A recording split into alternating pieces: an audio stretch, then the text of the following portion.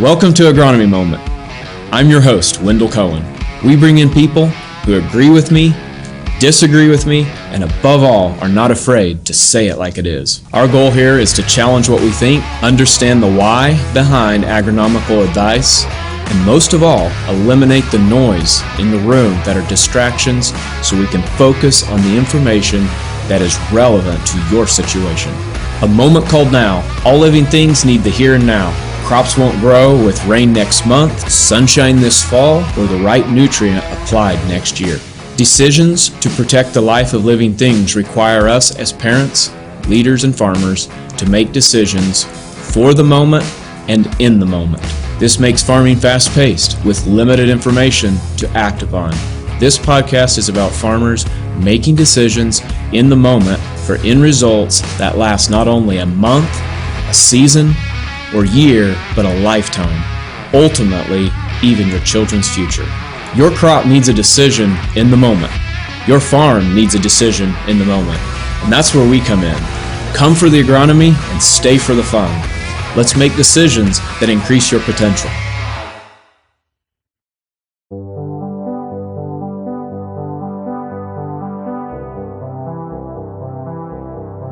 Are you needing the paper? I'll do it over here because I need to doodle. Yeah, you do. Doodle Celena's pontificating. I'm going to sit back and enjoy the rest of the show. All right, guys, biologicals. Let's talk about this. What's working? All right, so we're going to kind of dig into biologicals a little bit. You know, there's many companies out there now. You know, we get tons of questions on biologicals, but that's due to how many companies are out there right now producing different biological products. Yep. You know, and so when I think about biologicals, to me, we're right at the tip of the iceberg on these products. And I like to reference soybean seed treatments from 15, 20 years ago. I mean, we were putting a little bit of fungicide, a little bit of insecticide on there and seeing some results. But look where we are today, where we have many different modes of action included in our treatments. And so I like to think that right now with biologicals, we're about where we were 15, 20 years ago with seed treatment. And we're going to figure them out one of these days. And they're going to be one of the next most impactful components of crop production for us. Yeah. Because some of them are amazing what they can do.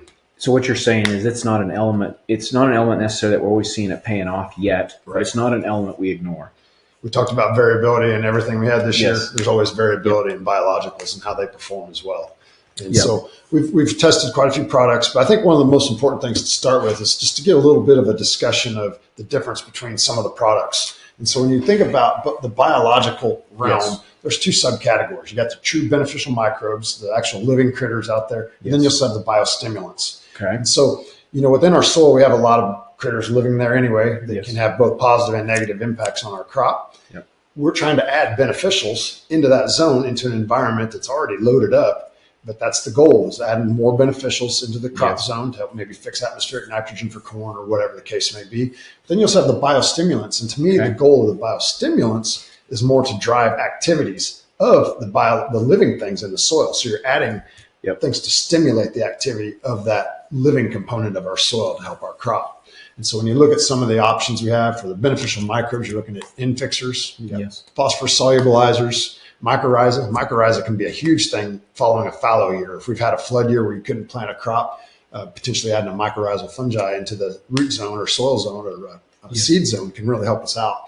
And then you have your decomposers and rhizosphere stimulators, things like that are living things that we've added.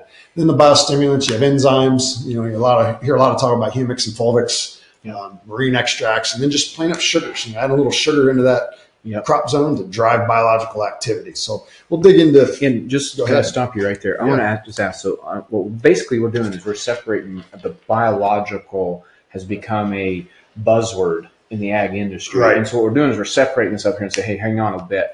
Biologicals is your live microbes that you're adding to the soil. You're actually adding live things. And the stimulants are more like microbes. Let's call it microbes living, because biologicals is kind of the overarching biological components. And then within that, you have your living microbes as well as your biostimulants. And biostimulants is just kind of like your food and your things that help them give them more energy and make them more healthy so they do more. So, for example, like enzymes, one of the things some of those may do is help break down some materials that allow the microbes to feed. Or you'd have phosphatases that might be helping make the locked up phosphorus more available for the plants, which in turn makes the plants more vigorous, more healthy, driving and stimulating them. It's two different ways of doing the same Something thing. similar, exactly. Okay, absolutely. Yep, exactly.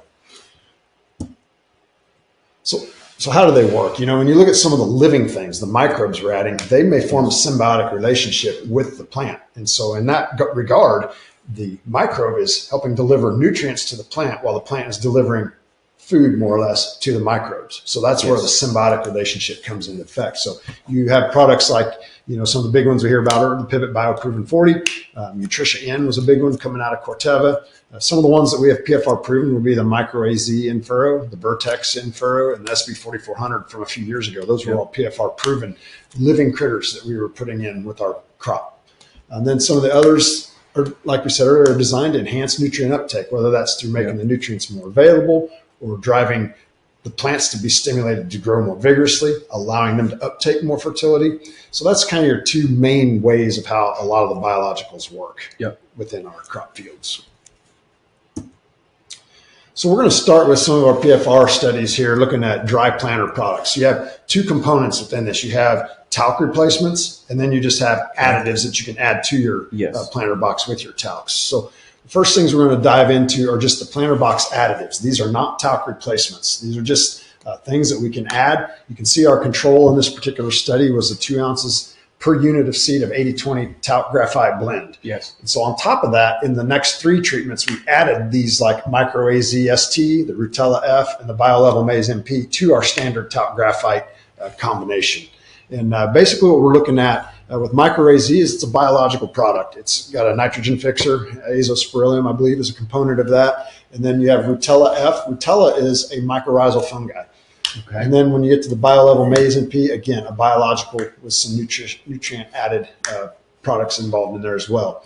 And what you can see is in our study, we had a yield increase in most of our treatments, all of them actually, and some of them not very significant, but we didn't see a lot of ROI gain from most of those treatments. However, we did with the Micro AZ ST. So like I said earlier, we had the Micro AZ IF, we had the in-furrow version we called PFR proven a few years ago, and we're seeing some positives in the first year study with the Micro AZ ST dry in this year. So that'll be interesting to see how that pans out with another couple of years of PFR studies. The Rutella F, to me, if I was to think about how that would work, most of the time our soils are loaded up with mycorrhizal fungi from the previous crop, So to me, for us to be able to see a benefit from the Rutella, we're asking it to me quite a bit of that in a year where we probably already have quite a bit when we're crop following a crop. Now, if we were to do a crop following a fallow, or if we had a flooded out field where you needed to try to boost that mycorrhizal activity, to me, that would be an option to maybe use in your fields where you need to help boost that.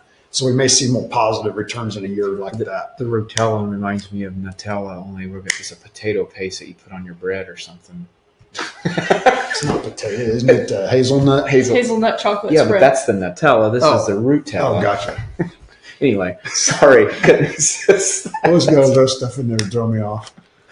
So anyway, like I said, we're looking at one here, and these are kind of interesting for us, and I think if you can fine tune how to use things, especially like Rutella, I'm about almost said Nutella. Use Rutella, you might be able to see some advantages from something like that. So is these products, though, the reason comparing to the talc graphite blend is just because that's what's typically done? Yeah, so we all do that. Now, are they adding things? Yeah, so you're doing control plus something else and just adds it doesn't take its place. Got it. Right. This is not replacing talc graphite in this particular study. The next ones will show you ones that do.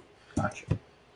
So this is the talc replacement study. So instead of using that 2 ounces, which is our control of the 80-20 blend, we're replacing that with these treatments now. So for example, the Grow Pack, Seed Plus Graphite, Stride Bio, all of those are a graphite talc replacer that also include basically some biostimulants and some nutritional factors that help drive root growth and plant growth. You look at the bottom one, the Revline Hopper Throttle Corn, it has some of those components, but also has a biological component in it, which is the Terrasym 450. Terrasym 450 was PFR proven last year for us and showed some very positive results. And Terrasym 450 can only be purchased in 3 different packages now, pre-mixed with, in this case, with a talc graphite replacement. And this is one of our options to buy Terrasym 450s in this Revline Hopper Throttle Corn. You can see in this case, all of these treatments did show a fairly reasonable increase in yield, and they're all showing a fairly significant increase in ROI. We see the lower ROI occurring with the Revline hopper throttle, but that's a little bit pricier product, while it's due to the fact it's containing a biological microbe in that mix. And so are some of these that contain an actual microbe in them, does that require a special handling? Yes, sir. Yep. Yeah. When you see the package, we don't have the picture in this slide deck. There's a tub that contains your talc graphite products, and then there's buttons on top of the container that you push that adds the other remaining biological components into that. You mix that up, and then it's ready to go. So you don't hit the air prematurely and that sort of thing. Yeah, you don't want to, I guess I would say, put them into the environment that can reduce their numbers to the point where they're ineffective. Gotcha. And so it's a really neat package system from for that Meristem? product. Is that Meristem? I believe that is Meristem. So again, looking at the numbers, very positive for these products. What I think is an interesting way to look at this, we think about ear initiation in corn. Basically begins from when we plant and then is up through pollination. But one of the key components that rows around is earlier in that growing season. So basically from the time we plant till we get to say V5, V6-ish timeframe, that's when kernel rows are established. So you take a look at this. The treatment on the right is our control, which is just a 80-20 talc graphite blend. And then you see those products we mentioned. And in every case, we increase the kernel rows around versus the control that early in the season by just putting a little something in with that talc graphite. So I think that's interesting to look at the impact of biological, whether it's a stimulant or an actual microbe, can have on ear initiation that early in the season. And that's where those yields and those positive ROIs are coming from, is those extra rows around. And that's occurring so early in the season. That's very amazing to me. That is interesting. There's a direct correlation to the rows around in those ear. Exactly.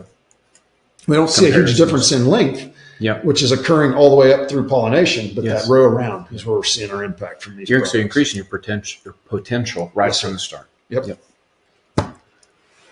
So 3 years of study of talc replacements, we've been able to give GrowPack and Seed Plus graphite a PFR proven stamp, because we've evaluated them. Their ROI and yields have been positive over those 3 years, and they're showing very strong potential for us.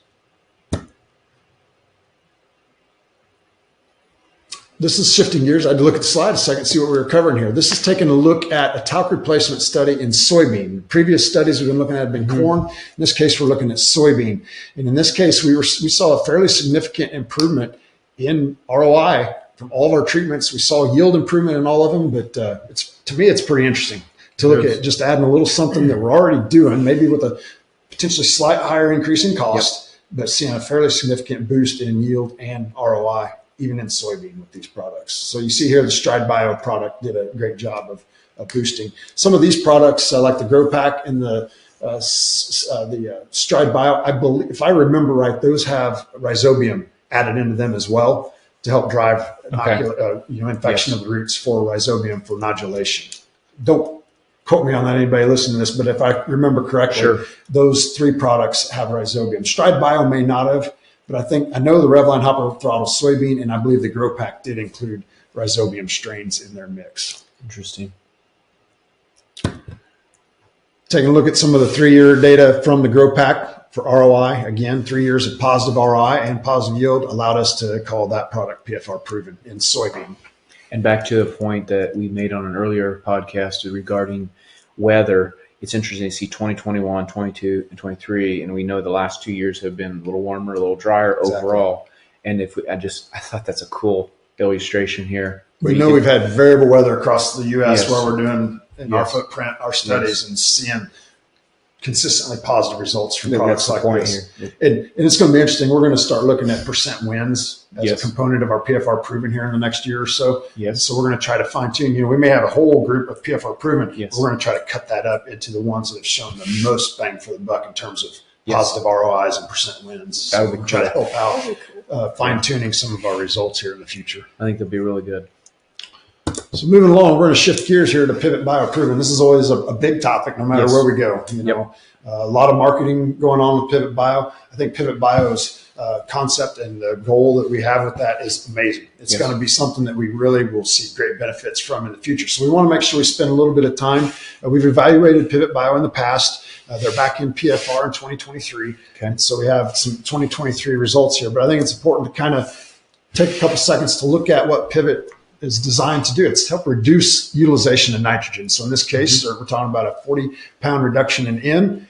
Replace that with the Pivot Proven 40 product, and your goal would be to still see equal to better performance and stabilizing performance in the field in regards to nitrogen uptake into the plants. So I think it's a really cool product to take a look at.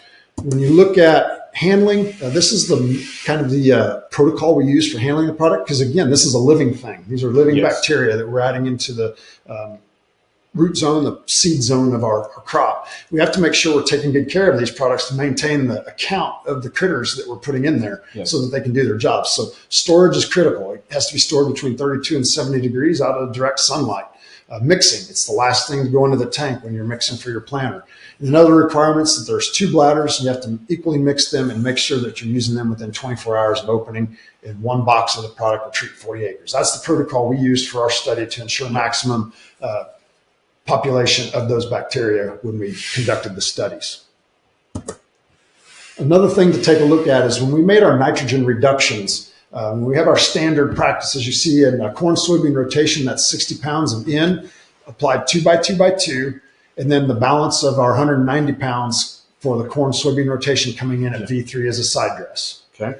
In corn, on corn or continuous corn, again, we do 60 pounds, 2 by 2 by 2, but we follow that with 155 pounds of N at V3 in the corn on corn situation. In our study, we used a nitrogen cost of 70 pounds of N, 70 cents per pound for the N.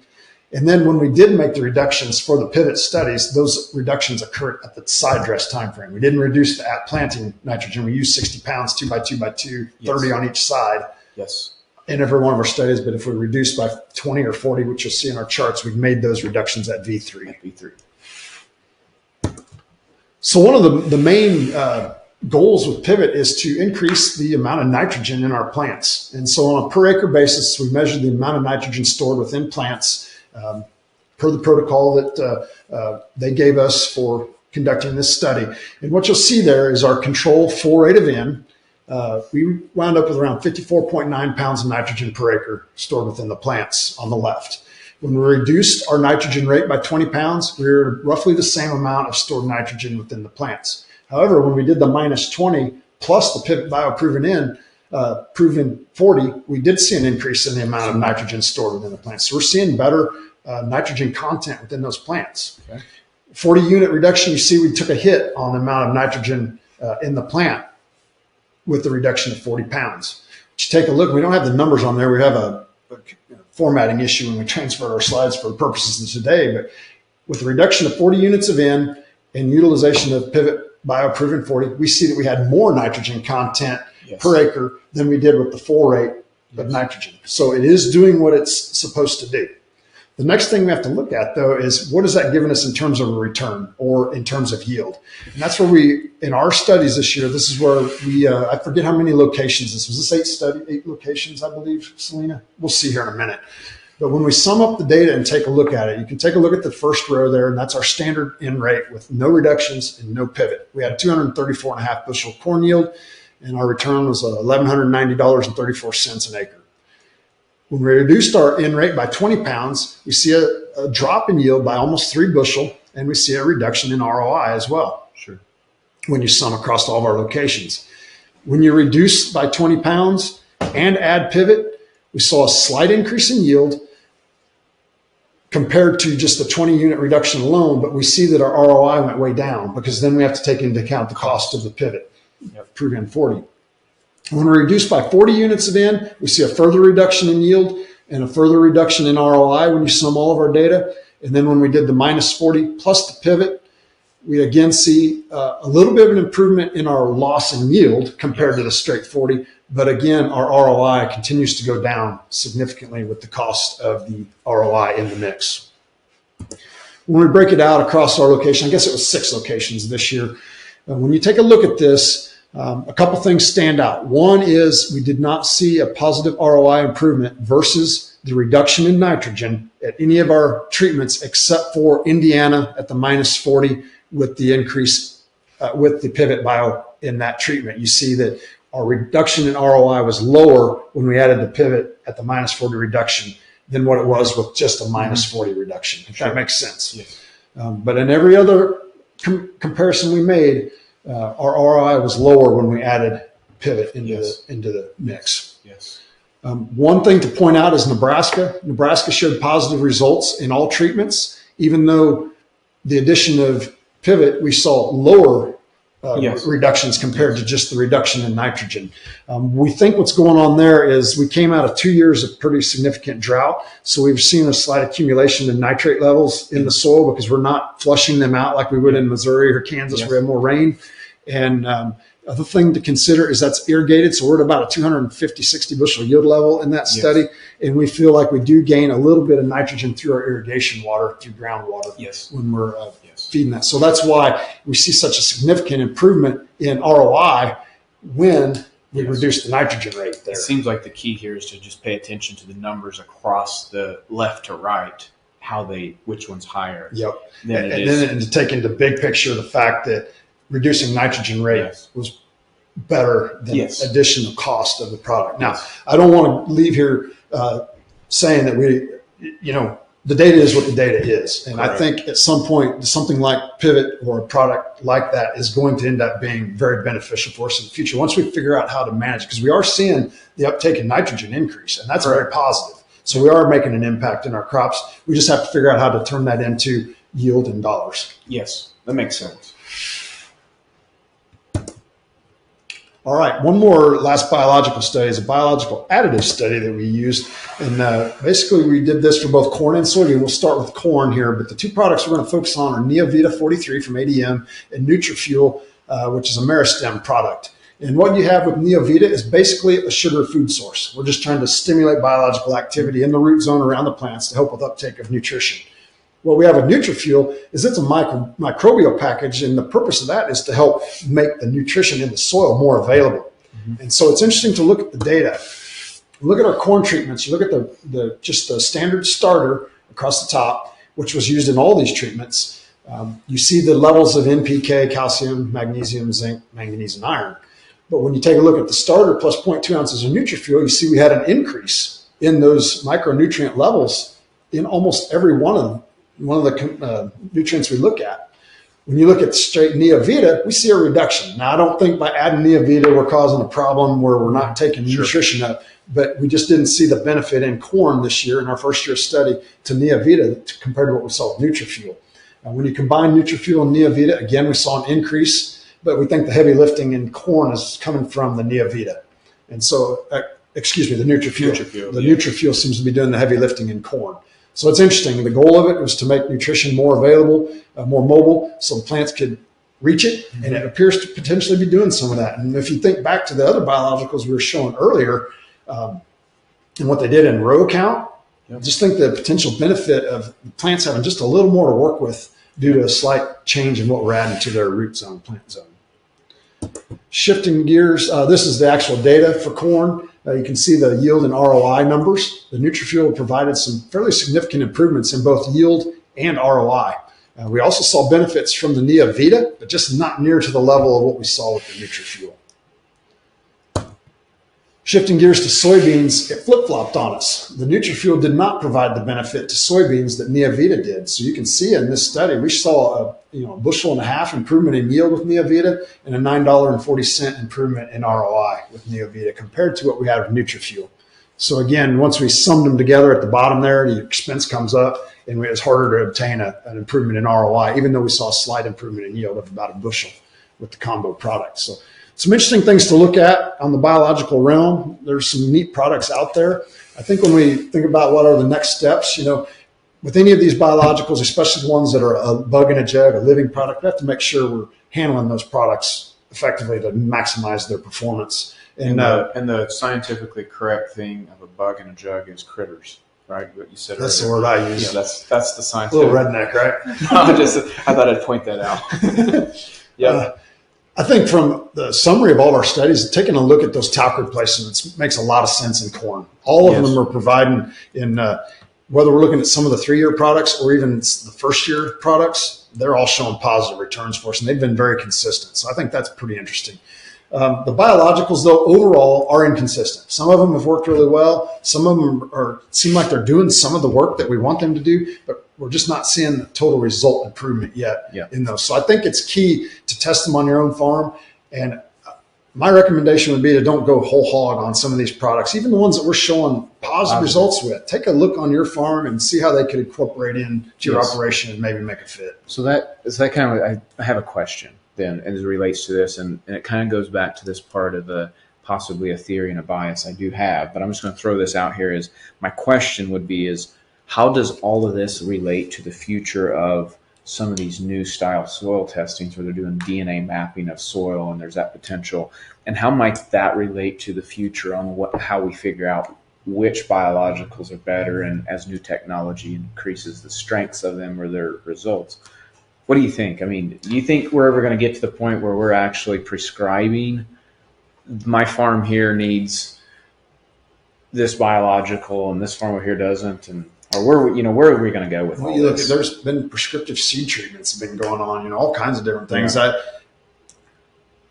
personally not aware of where we're at with all that stuff right now, but I mean, it maybe long after I'm retired and sitting back in my chair, but there will be a lot of high-tech improvements made that allow us to be very prescriptive in the treatments, because it's not going to, it's going to move away from being farming on an acre basis, but farming on a per plant or, basis. And what can we do to enhance a plant? It's like with, some of these new technologies with sprayers and fertilizers in furrow, shooting the dirt between the seeds. And, I mean, there's a lot of opportunity out here for new technologies to really make a huge improvement for us. That's a good efficiencies. Good point. And I keep going back to your analogy of, looking at the whole Midwest and all the weather pattern, and this didn't work, that didn't work this year, but don't take one year. I think about that. Maybe don't take one farm or one county or one state, or, just think about on this farm here, we need to start looking at what's more diagnostics. What's really telling is if you took a field and you had your combine, you took a strip through and you weighed that strip, and then you go weigh the adjacent strip and it's the same hybrid. There's variability strip to strip, and that's the importance of having multi wraps of everything. And that's why I think it's important, especially with biologicals, to take baby steps, figure out which ones work well on your operation, but then also not in terms of just your management, but also help bring you some dollars. It's not about the yield; it's about the dollars. Exactly. That's a good point. And anything, Celena, you would have to add into the? Couldn't say better myself. Awesome. Then we know we've hit it out of the park, Scott. All right. Let's wrap up biologicals. Thank you for watching.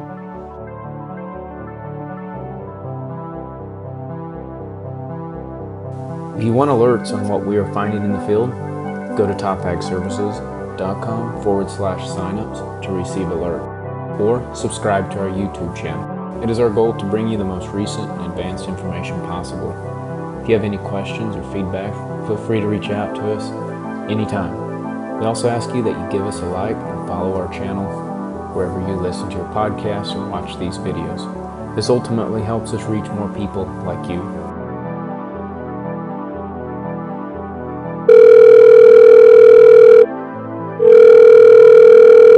Hello?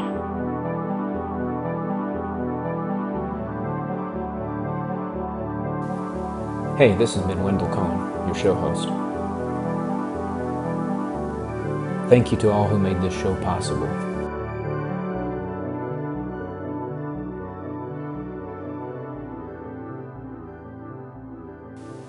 This show is over. See ya.